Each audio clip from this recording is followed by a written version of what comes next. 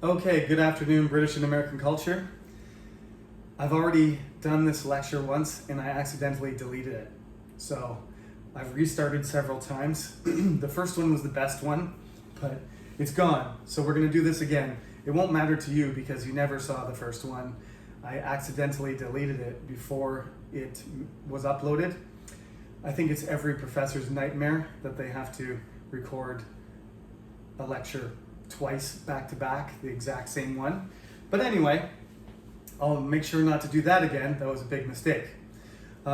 Today, we're going to talk about, primarily we're going to talk about some important historical figures. They sort of represent the groups of people that we discussed in the last lecture over the first millennium. So the title of this lecture is Ancient Kings and Queens. But before we do that, I keep getting emails from students. I already sent out an SMS to everybody telling you that there is a bug in the system. So some people's attendance is being recorded properly and some people's are not. We're aware of the problem. We have told the programmers to fix it. They are trying to fix it. There's nothing else I can do except tell you that you don't need to worry about it. It's not your fault. There's a problem with the computer system, and so sometimes it doesn't complete your, when you get to 45 minutes, it doesn't say complete. So don't worry about that. We'll fix it. And I'm aware that there's a problem, so you don't need to let me know or be worried. Now, moving into our lecture, we have Chuseok next week, but I will upload a lecture anyway. And next Friday, we have a quiz. So that quiz will be online and it'll be at 10 o'clock and you have to log in at the right time. You have to log in at 10 o'clock and then it's over at 10:10.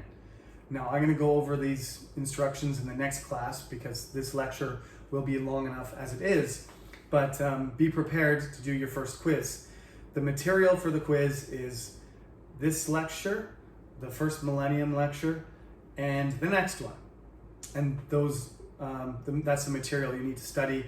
The questions will be taken directly from the lecture and the book, as I've told you. Okay? So that'll be our first quiz. That's Friday, September 24th. And that's after the holiday. I will upload a lecture on Tuesday. Even though it's a holiday, you don't need to watch it because that's Chuseok exactly. Enjoy your time with your family and your friends, and please be careful. The coronavirus is spreading around. One of my friends from Canada, his son just came home from daycare today and he's tested positive. So everybody may get it eventually, but you want to delay that as much as possible. So be careful and enjoy your holiday. Now, we're going to fill in chapter 1. We've already talked about the groups of people, but before we do that, right over here, I want to explain to you something from the introduction. So this is taken from page 38 to page 41. It's at the end of the introduction. There's a part on page 42 about cultural dynamics, and we'll talk about that next class. For now, let's talk about social, historical, and cultural context. So as we go through all of these things that are a part of British culture, I usually spend time discussing this and asking questions to students, but right now I'm just, talking to a camera. I imagine that there's a student here sometimes. What do you think, student? What do you think British culture is? Well, that's what this course is. I'm introducing you to as many significant things as I can. And as I go through them, you should consider, how do you analyze or how do you understand what these things mean? So you can break it down. This is not this is an introductory class, so this is not, serious theory. This is just a simple model of how you can interpret what things mean culturally, okay? So we're not going to get into critical theory or cultural studies. If you want to get into that, good for you. You can do that later in your undergrad or graduate studies, okay? So each thing, like I have in the book, I've got an English breakfast there, and I've got Alexander Graham Bell, who Canadians like to claim as their own, British people like to claim as their own, and Americans too think Alexander Graham Bell is an American. And then I've got a picture of Honest Abe, Abraham Lincoln, and I mention several other things like the American bald eagle or the English breakfast. Now, some of these symbols are easier to think of in terms of one of these, but all of them have meaning in these senses. So first of all, if you talk about something's social context, that means the things that happen around it, the things that happen to it in its lifetime, during its existence. So Abraham Lincoln, for example, he was a father. He got married, he grew up, he lived in a log cabin. He had a son, and his son died. He was depressed.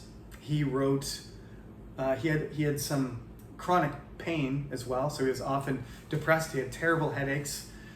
And he wrote the Gettysburg Address, and he was President of the United States. These are all things that happen in your life and things that you do, their behaviors and personality. These are related to social context, right? That's why his picture is there below social context. So we like to use the word milieu, which is milieu is French for in the middle of. Milieu means the middle. So you're in the middle of a society. Think about that. Think about society. Think about actions that people do while they're alive, and that would be the social context for Abraham Lincoln. Historically, his significance is related to the Civil War, right? He became president, and the country was divided in half. We will talk about Abraham Lincoln later, of course, in our studies of American culture, and he led the Union in the North during the Civil War, and they won. He was not the one who caused that situation, though. The historical reasons for the Civil War and for Abraham Lincoln's role go all the way back to George Washington and Thomas Jefferson and the Founding Fathers, who we will also talk about. And when they decided to, Benjamin Franklin, etc., when they decided to write the Constitution, they included slavery in it. And this was contradictory to the essence of the document, which was all men are created equal. It was based on life, liberty, and property for all humans and the natural rights of human beings, except people who are not European men. Some of them were allowed to be slaves, and some of them were not considered citizens, and some of them couldn't vote. So the Constitution had to be changed, slowly over time. That's a very important document, and the events that led up to the Civil War, the events during the Civil War, including the assassination and the consequences and the presidencies that followed the Civil War, these are all things that are historical, right? So your context, Abraham Lincoln is the first Republican. He's the first Republican president. But that's a historical fact. But culturally, it means something different. Abraham Lincoln freed the slaves. Abraham Lincoln had certain policies that were sort of progressive for his time, and he was a Republican. Now, and the Democratic Party was the party of the South, was the party of, if not slavery, the party of the Democrats was the party that didn't want to alter anything. So they wanted states to be able to choose slavery, and they didn't want to mess with the institution. But many of the Republicans did, for various reasons. Now the Republican Party is a totally different organization. They are conservative. Donald Trump was the last president, but he was not the one who created the Republican Party either. The meaning of the Republican Party has changed again because of Trump, but we identify the recent Republican Party with Ronald Reagan because the neoconservative movement has a lot of those elements of conservative values that we associate with the Republican Party. And they can be connected all the way back, maybe, you might say, to Abraham Lincoln. But the current Republican Party policies have gone farther towards what the Confederacy was like, which was a policy that the Democrats occupied historically. So culturally, that means the ideology, the ideas, the traditions and values of something. What do they mean? Abraham Lincoln's cultural value as a Republican is not the same as Ronald Reagan or Donald Trump. His values and ideas are different. Historically, he is a Republican. Culturally, he's not. Okay? So there you go. You can analyze, you can break down anything, person, event, thing. You can analyze them in these contexts. And when you do your assignment, I'm going to be asking you to do that, to look at choose something and break it down according to these categories, you might call them, okay? Now, back to the first millennium. The first person I want to talk about is Boudica, and she's the only woman on the list. And I want to say right now, and I will say it again probably, I wish I could include more women in this course, but the fact is that the societies that we're talking about from a long time ago, they were patriarchal, and I'm going to represent them the way they really are. So, I mean, there are some great queens. That's the good news, that Queen Elizabeth, Queen Victoria, Queen Mary, not so good, but Queen Anne. There's multiple queens in English and British history who were impressive for various reasons, and we will talk about them in their turn. But right now, I've only got one to offer amongst these lists of men, but that's because there weren't as many dominant female figures then, and now it's changed. Now we do have presidents and prime ministers who are women, who are very good at what they have very good leadership skills. Boudica is a symbol of all those women who maybe were forgotten about or misrepresented because of the male-dominated society. We really don't know, actually, how many prominent women there were, because Celtic and Britain, the Britons, they had a more egalitarian society. They had women were more important in their society, and they had more authority. So there could have been other Boudicas, but what makes her special is that she stood up to the Romans, and it was so significant that there's underneath London and underneath you can see the places, the evidence of the damage, the fire damage from the rebellion that she started. So let me tell you what happened. As you know, the Romans invaded and they took over Britain piece by piece. They divided and conquered the place. Britain was basically many different tribes, and they were not unified. So the best thing for the Romans to do, their strategy was to make friends with some of them and make them fight each other as much as possible. So some of the tribes decided to join the Romans, some of them decided to fight, and some of them stayed out of it. And so the Romans never had to fight them all at the same time. In that way, they could dominate the battlefield, and then they could take over their territory more easily. So Boudica was in one of the tribes that was taken over, and when the king died, or when the king's line died and had no sons, the Romans asked that the kingdom become the property of the empire. So you're in the Roman Empire and you still have your own kingdom until the man dies, until the king dies, and then the princes are dead. Then the territory becomes part of the Roman Empire. And this is normal practice all over the Roman Empire. That's kind of how they do it.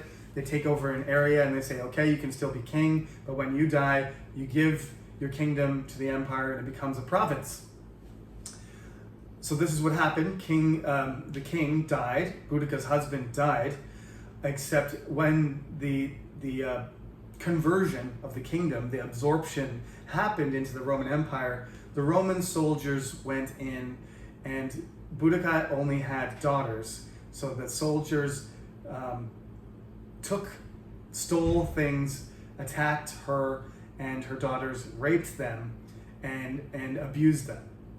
And Boudica was enraged by this. All of the Britons, the Celts, in her tribe were enraged by the treatment they received by the Roman legions. So they gathered together as many warriors as they could, and other tribes who were unhappy about the Romans joined them. And Boudica led that army and destroyed as much of the Roman presence as she could. She killed every Roman she could find and destroyed their property. And the Roman Empire had to fight against her army with a Roman legion, and they were barely able to win. And when they captured her, they killed her and her daughters and suppressed the rebellion. But we are going to talk about rebellions and revolts and revolutions, protests. We're going to talk about this a lot because this is an integral part of every culture, especially British culture. It has a long, long history of revolt. Very few revolutions, but many revolts. And in America, America was created by revolution. So this was almost a successful rebellion. But in the end, the Romans were able to defeat her. That's why I have a check mark there, because I already talked about it. So that's Queen Boudica. You can see a picture of her in the first chapter, if I can find it. There it is, page 54. Okay, that statue is in Westminster, and you can see right beside there's a underground symbol for the entrance to the subway. So as I mentioned before, London is such a cool city because it's 2,000 years old, and there's layers and layers of it. So when you go down into the subway, you look up and you get to see a statue of Celtic Britain queen, Boudica, and some people pronounce it Boedica. You can see her, and then you can go down in the subway and you can touch the Roman wall on the side, which some underneath London is the kind of burned, areas of the revolt. So that is Queen Boudica. So she's the first one on the list. She represents the Britons, the original people, the Celtic people that we talked about last week. Next, we're going to talk about Arthur. Now, Arthur is an interesting person because he's not Roman, he's a Romano-Briton. So he's ethnically Celtic like Boudica, but he's Romanized. So, he's speaking Latin and he's wearing, armor and clothing that you would think, be more Roman type. And so this is part of the story. After the Romans left, the Romans from Italy and their legions left, the Britons and the Romano-Britons, some of them might be, part Italian and part Briton, part Celtic, but basically they're 90% of them are Romanized Britons. So they're Romano-Britons, and the Angles and the Saxons and the Jutes and the Picts and the Irish are attacking them. And especially the Angles and the Saxons are very successful at taking over territory. And so the Romano-Britons are fighting on their own without Rome's help. And Arthur is a mythological figure. There were people that could possibly be Arthurs, but we've never found convincing evidence that is Arthur. So there were these Romano-Briton warlords, and some of them were pretty successful at fighting against the Angles and Saxons before they were overrun. And Anglo-Saxon, culture dominated Britain. So they were pretty successful at fighting. Those are these Arthur-type historical figures, but Arthur's not real. So he's Romano-Briton, but when you look at pictures of him and you look at the stories, he looks like an Anglo-Norman knight. He looks like somebody from the 12th century because they wrote the stories about him, you know, hundreds and hundreds of years later. So he's almost looks like he belongs in the same period as Robin Hood, you know, after, you know, around 1200 AD or something, the age of Crusaders. And this is because people like Richard the Lionheart, who we will talk about in a, not next lecture, but 2 lectures into the future over Chuseok. Richard the Lionheart, one of the most famous kings who went on crusade in the Holy Land to try and save Jerusalem. He's a real king, and he had a sword which he named Excalibur, because in the story of King Arthur pulls the sword out of the stone, which indicates that he has been chosen by God to lead the Britons against the Angles and Saxons. But of course, Richard is Anglo-Norman. He's descended from the Anglo-Saxons, and mostly he's Norman though. His mother is Eleanor of Aquitaine. She's French. His mother's French, or Angevin. She's from Aquitaine. But anyway, he's descended from Normans and French nobles mostly, and he's got English blood in him too. He's not a very good example of an Arthur, but he imitates Arthur, and by that time Arthur becomes sort of a unifying symbol and a figure, right? Culturally, Arthur represents all of these groups, including the Vikings, right? Danes, Roman, Celtic. They're all, by this point, the gene pool is all mixed up, and everybody's starting to become English, right? English is becoming their identity. It's been Angolan for years and years and years, and now Richard speaks French and English fluently, and he's over in France a lot of the time.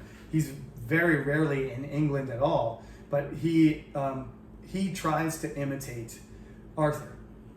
And Arthur is a mythological representation of other real historical kings too, such as the next person we're talking about. But if you look on the slides that you can access, remember I told you sometimes I might mention the slides. If you open up the slides, you can look at not just a mural of Arthur, but you can look at the stuff from last week too. You can look at pictures of Romans and Celtics and London to visualize what I'm talking about. So go ahead, after you finish watching this lecture, please open the slides and then look through them.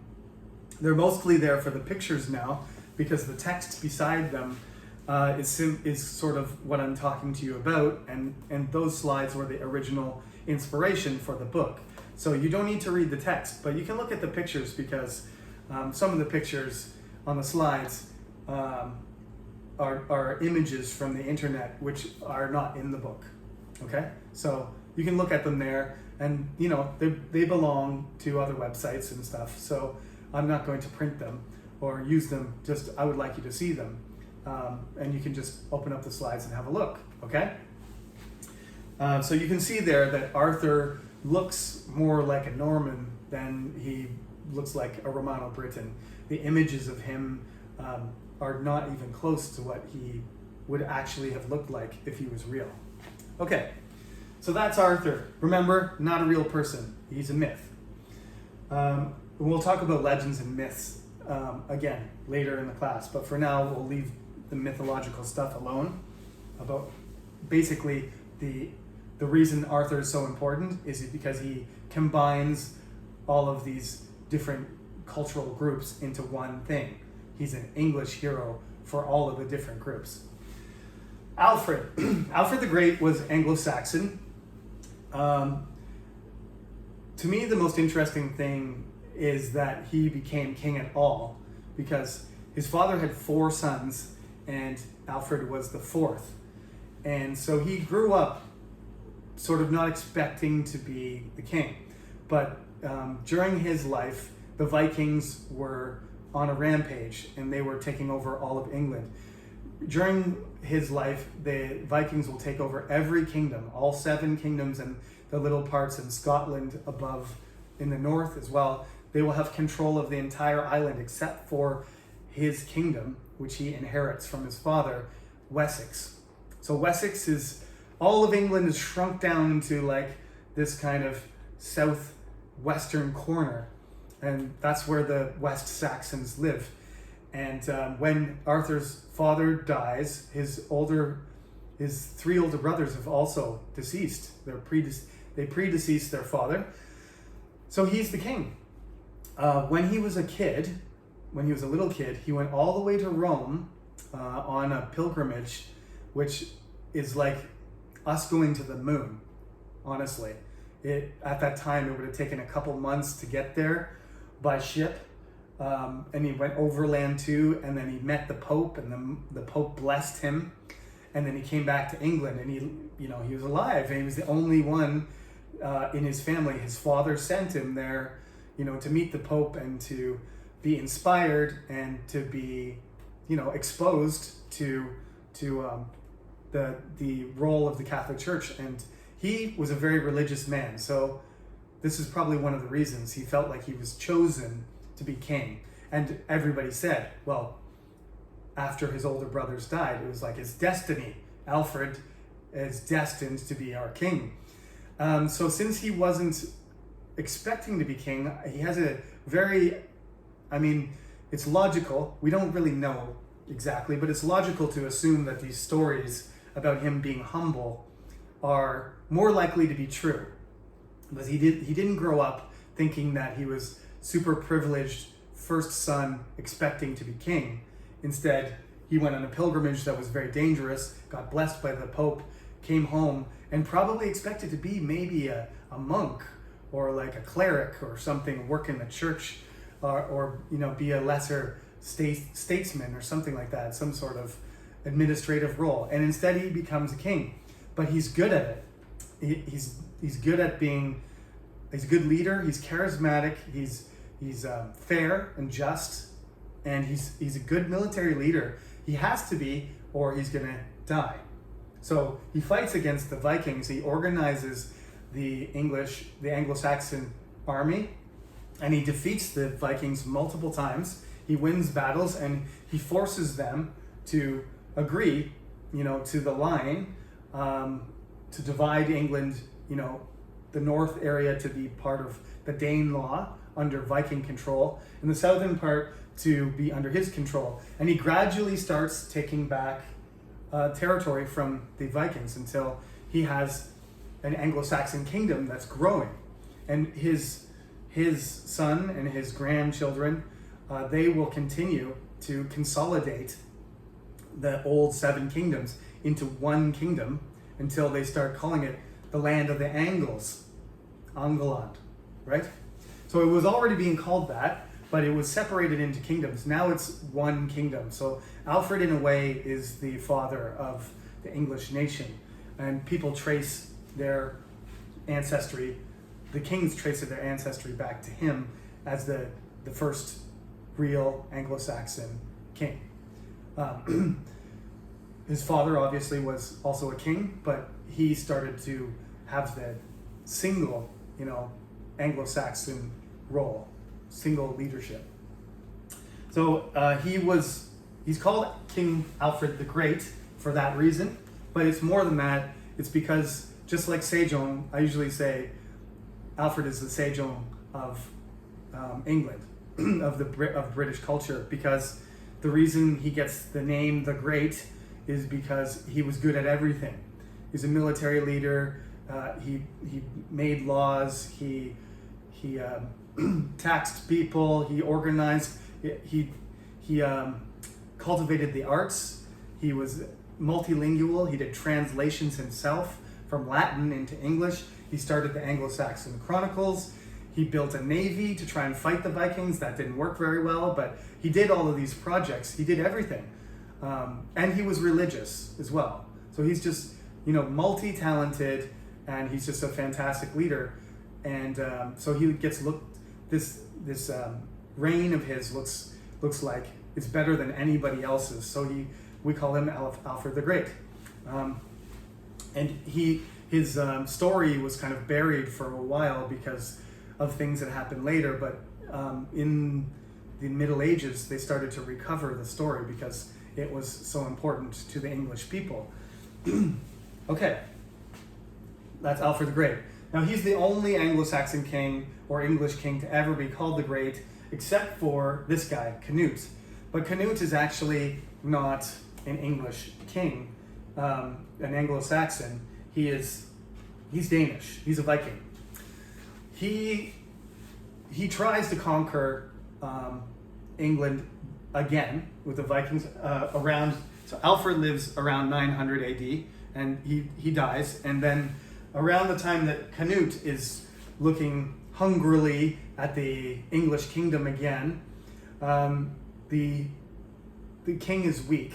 The king was a boy and unable to fight properly, although his name's Athelred the Unready, which sounds like unready, but it actually means bad counsel. He's a boy, and he's unable to fight against Viking, military prowess. So he tries to fight, but Athelred is unable to do that, and the main line of the Anglo-Saxon kings from Alfred dies out there, and some of them flee to Normandy, including Edward the Confessor.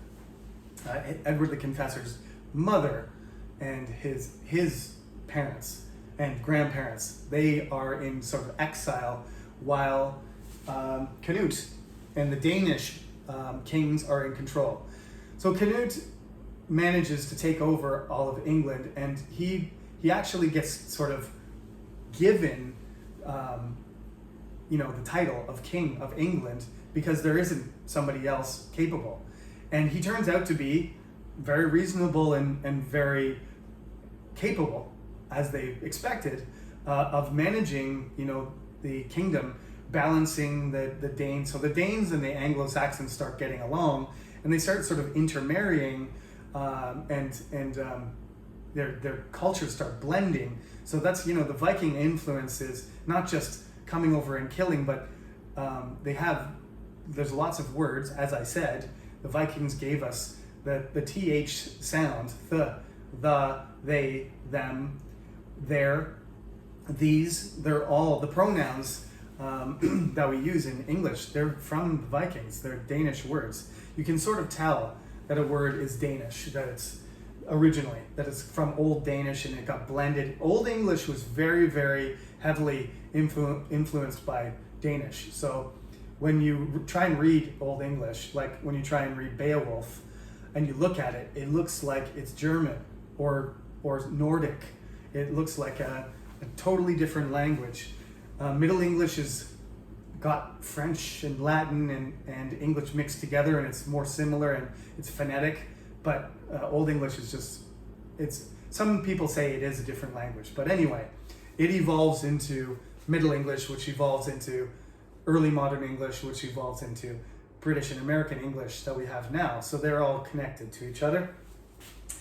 Canute ruled over Norway, Denmark, part of Sweden, Ireland, Scotland, and England.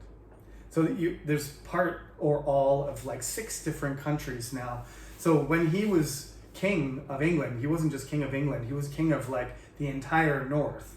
So we call this the North Sea Empire, because the North Sea is the gigantic sea that is surrounded by these countries, right? Norway, Denmark, Sweden, they're all on the borders of this sea. So this North Sea Empire was together under Canute, but when he died, his sons were not of the same character, didn't have the same charisma, leadership ability, or intelligence, and the kingdoms broke apart, and they all started to have their own leaders again. So that is Canute.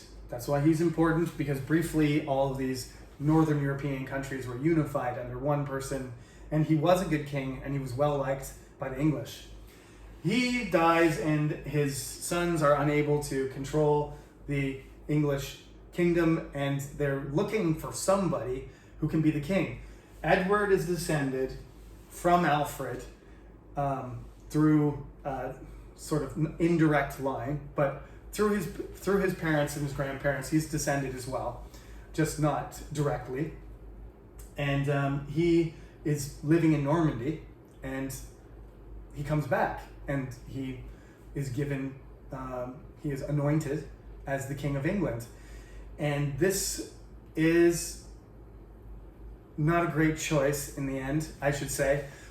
Some historians are not sure exactly how bad or how good his reign was because of what happens afterwards. What happens when he dies is very, very, it completely changes the future of England. So he's seen sometimes in a really positive light because he's the last Anglo-Saxon king.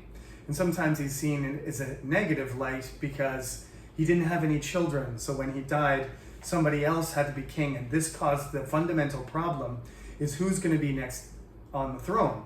And then 3 different people decide they want to be king. So then they have to fight. And there's 3 different armies that have to kill each other in order to decide who's going to be the next king. So he creates a crisis.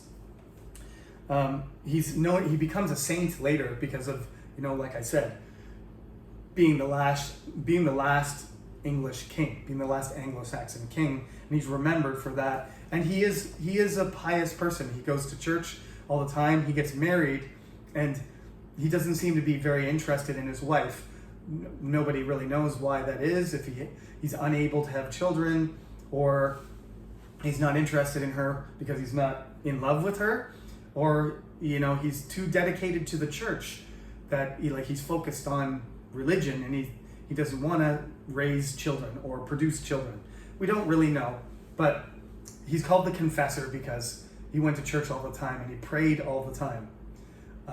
And he's king for 24 years, and the kingdom was relatively stable, but everybody knew once he got to a certain age and he hadn't had any children yet, everybody knew that there was going to be trouble when he died. So that's Edward the Confessor. There's a check mark there. I don't know why I didn't put a check mark there, but when he dies, it's going to be the fateful year of 1066, which we're going to talk about next time, which is one of the few numbers. I think it's easy to remember, 1066, but it's also one of the most important years in English history, if not the most important year. So you have to remember that one. 1066 is the year, the critical year in English history where everything changed. And that's where we'll pick up next week with the Norman conquest and the arrival of William Guillaume le Bâtard, as he was known at the time. Okay? I think I did this slightly faster, maybe 5 minutes faster the second time.